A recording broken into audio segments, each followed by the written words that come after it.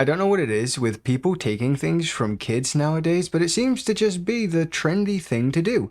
I was talking about a CEO that took a hat from a kid at a sports game, and now at a Phillies and Marlins game, there's this woman that took a baseball from a child.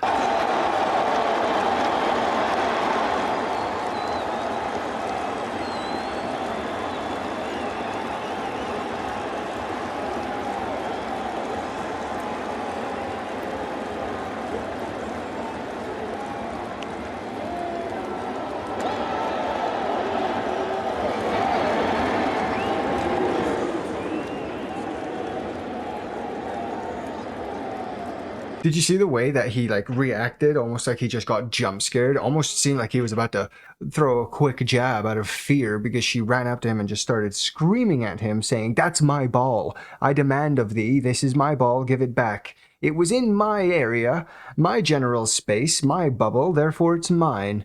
That's actually exactly how that was going. There was a 17-minute interview where he kind of goes over the whole situation. To break it down, that's what happened. She just says those seats were ours. We were sitting in those seats, or something like that. Even though it didn't seem like she was sitting in those seats, it seemed like she was one above. And then she starts demanding in front of this dad, yelling and screaming to give the ball back. Putting in his glove meant a lot, and she was just so adamant and loud and yelling and persistent, and I just didn't want to deal with it anymore. She was very, very, very close, and I'm dad of the family, so I didn't want to do something I regret. And it's really good that he did. I know that a lot of people on the internet, a lot of people that aren't wanting to see past their own points of view, are calling this guy a beta, saying that he should have stood his ground. Why wasn't he a man? But he was with his kid. You have to realize that you don't know what this crazed woman is gonna do. She ran out to him out of nowhere and is yelling. His decision was to give the ball back. And I think that, honestly, that was the good choice because he did end up getting a signed bat from one of the batters for his son, as well as a goodie bag. It's pretty awesome. The Marlins, one of the staffers, PR lady, came and sat down next to us and gave him what is apparently called a goodie bag with a bobblehead and a ball and shirt, and what else is in there? A pin. Yeah. Oh, yeah, a pin.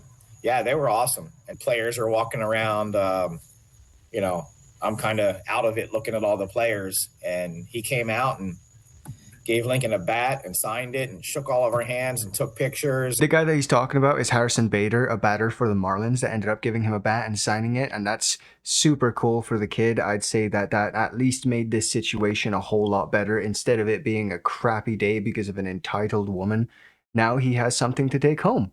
And let's be honest, even in the situation, even in the moment, the guy was talking about it during the interview, everyone was booing this lady. This lady was retaliating too. She was like yelling at people, trying to justify her actions, flipping people off. It's incredible. She had so much entitlement, you could feel it seeping out of her pores. The only other thing that I want to mention about this woman is her husband didn't seem to even appreciate what she did. And there's nothing to appreciate here. He was sitting there, head down, almost like, holy shit, what the fuck is happening? Why is she doing this? I love this game. Why is she ruining this for me? She doesn't love it the way I do, clearly, because she's making a fool out of herself.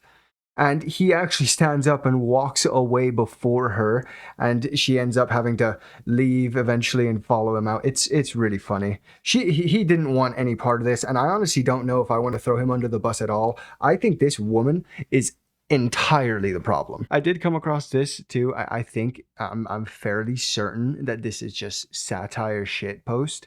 But apparently there's this statement floating around there saying she was assaulted. He already had 2 little ice creams. Why would he need the ball? Fucking little turd. I think that's a complete shitpost and not an actual statement from the guy. But that's just my opinion. If it ends up being true, that's fucking what a jackass. But no, I don't think so. That wasn't the only good thing that came from this, though. The main topic that was majorly covered was about the kid getting the goodie bag and the bat from Bader. But something even more wholesome actually ended up happening before that. It was actually during the game itself.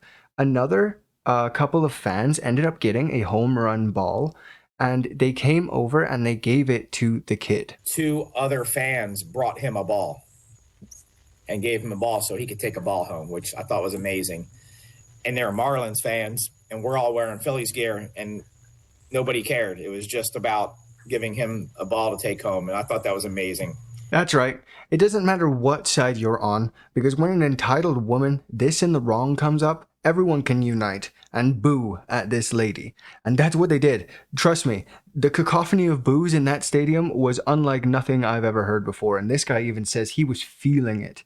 He could feel the boos. There were so many boos. So I tried to summarize that as best as I could, because that was a 17-minute interview, and I just wanted to give you guys the most interesting parts that I found about it. Ending off with this little tiny roast that he gave, you know, because she ended up, the reporter, the person that was interviewing him, ended up asking him, hey, if she were to give back the ball, how would you feel about that? I think we know what kind of person she is, and for her to do that would be very tough for her to do. So if she did it, I would show her the respect of taking that step. Like a true man in every situation. As I said, some people are saying that he shouldn't have backed down. I feel like if he didn't have his kid around, he wouldn't have backed down. He would have stood his ground and said, back off, lady, this is my ball.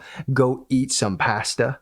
But instead, he had his kid there, and he wanted to show him that it doesn't always need to escalate, because de-escalating is an option. And I can see where he's coming from. At the end of the day, it turned out really well for them, even though it started with a very nasty situation.